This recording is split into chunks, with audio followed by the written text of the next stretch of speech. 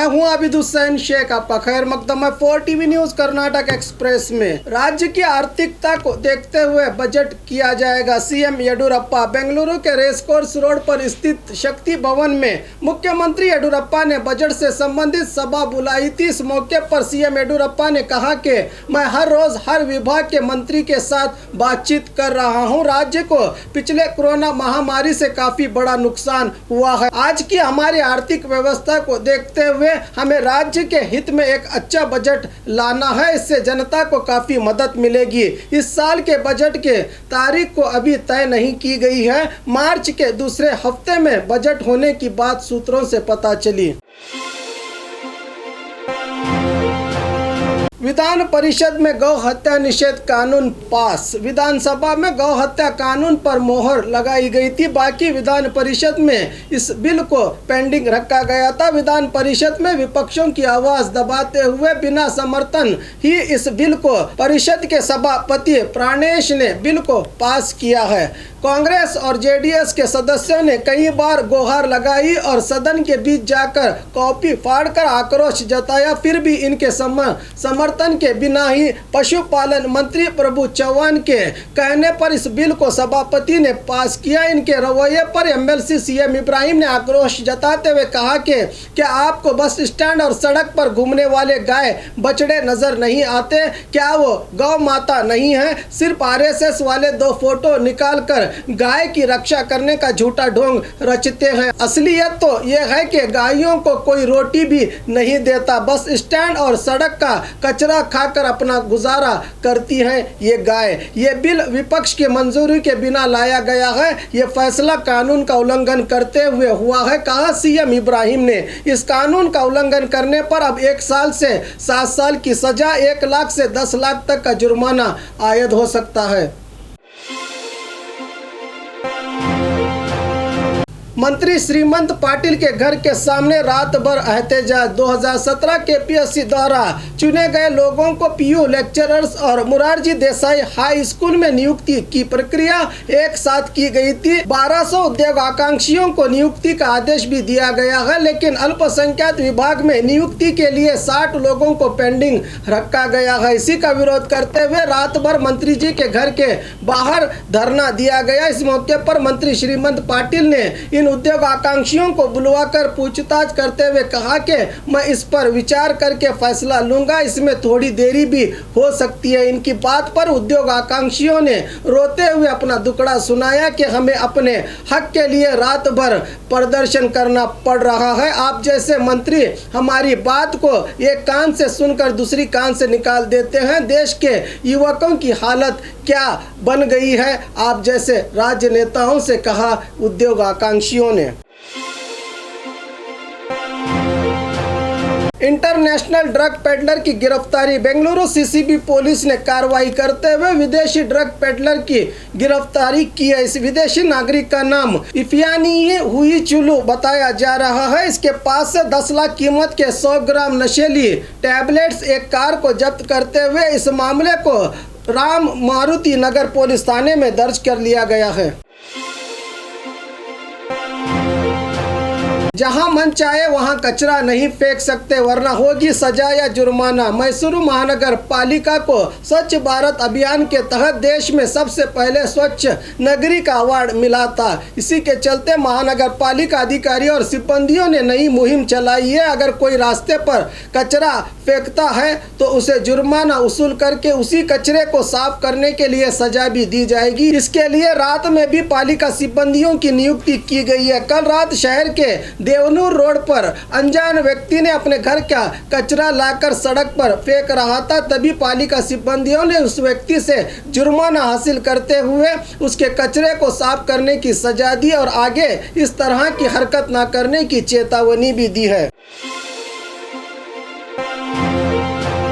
नेकार अभिवृद्धि निगम स्थापना की मांग, विविध मताधीशों ने किया प्रदर्शन। बागलकोट शहर के जिला अधिकारी दफ्तर पहुंचकर राज्य के बहुसंख्यात माने जाने वाले नेकार समुदाय को अभिवृद्धि निगम की स्थापना करनी होगी और दिया गया कर्ज भी सरकार को माफ करना होगा। इसकी मांग करते हुए नेकार मठाधीश स्वामी जी ने बृहत प्रतिभटन रैली निकालकर कहा कि नेकार के इस्तेमाल होने वाले सामानों पर भी सरकार को सब्सिडी घोषित करनी होगी, कहा स्वामी जी ने। इस मौके पर जिला भर से नेकार समुदाय के लोगों ने हिस्सा लेकर डीसी द्वारा राज्य के मुख्यमंत्री को निवेदन पत्र सौंपा।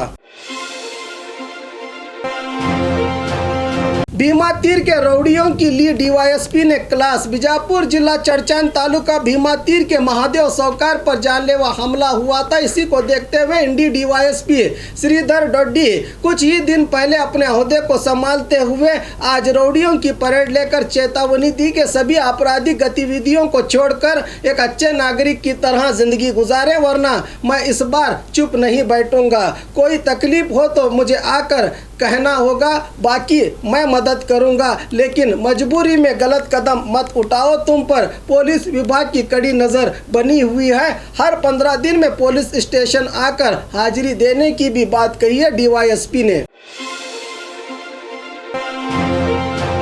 धारवाड़ में एंट्री हुआ खतरनाक चोरों का गैंग, पुलिस देखकर भी अनजान। धारवाड़ के विद्याकाशी में खतरनाक चोरों के गैंग ने एंट्री की है। सुबह घरों को टारगेट करके रात में चोरी को अंजाम देने वाले इस गैंग से स्थानीय जनता में डर का माहौल बना हुआ है। आए दिन धारवाड़ में चोरी डकैती के मामले बढ़ते ही चले जा रहे हैं। धारवाड़ के मडिहाल कॉलोनी में इन चोरों की हलचल सीसीटीवी में कैद हुई है। इस गैंग को पकड़ने के लिए स्थानीय जनता ने कई बार शहर पुलिस थाना में शिकायत भी की है, लेकिन पुलिस कोई ठोस कदम नहीं उठा रही है, ऐसा कहना है यहाँ की जनता का।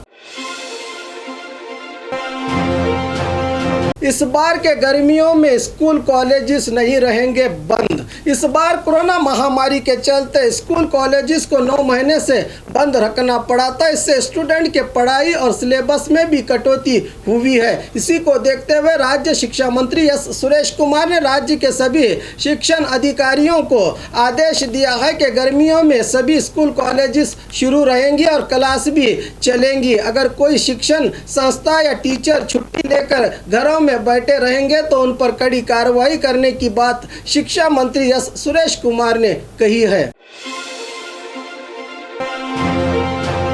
विधान परिषद के सभापति बने बसवराज होरट्टी। कर्नाटक राज्य विधान परिषद में आज नए तौर पर सभापति का ऐलान किया गया, जिसमें बसवराज होरट्टी को चुना गया। इस मौके पर कांग्रेस के सदस्यों ने अपना विरोध जताते हुए सदन के बीच जाकर कहा कि गौ हत्या कानून पारित करने में भी हमारी राय नहीं ली और सभापति के चुनाव में भी विपक्ष को अनदेखा किया गया है। इनके विरोध के बीच भी गृह मंत्री बसवराज बोम्माई, कोटा श्रीनिवास पुजारी, मंत्री आर अशोक ने बसवराज होरट्टी को परिषद सभापति की कुर्सी पर बिठाया। इनके इस रवैये पर कांग्रेसियों ने राज्यपाल से शिकायत करने का निर्णय लिया है। केंद्र सरकार के खिलाफ राज्य कांग्रेस का विरोध प्रदर्शन। बेंगलुरु के मैसूर बैंक सर्कल में केपीसीसी कार्याध्यक्ष ईश्वर खंडे, रामलिंग रेड्डी, सलीम अहमद के नेतृत्व में और कई कांग्रेसी नेताओं और कार्यकर्ताओं ने रास्ते पर खाना पकाकर पेट्रोल, डीजल, घरेलू गैस के बढ़ते दाम पर विरोध व्यक्त किया। इस मौके पर कांग्रेस कार्यकर्ताओं ने स्कूटी पर महिला को बिठाकर केंद्र फाइनेंस मिनिस्टर निर्मला सीतारामन की तस्वीर लगाकर अनोखे अंदाज में प्रदर्शन करते दिखे कांग्रेसी। मौके पर पहुंचे बेंगलुरु डीसी जीएन श्रीनिवास मूर्ति ने इनके निवेदन पत्र को स्वीकार करके सरकार तक इनकी आवाज पहुंचाने का भरोसा दिया।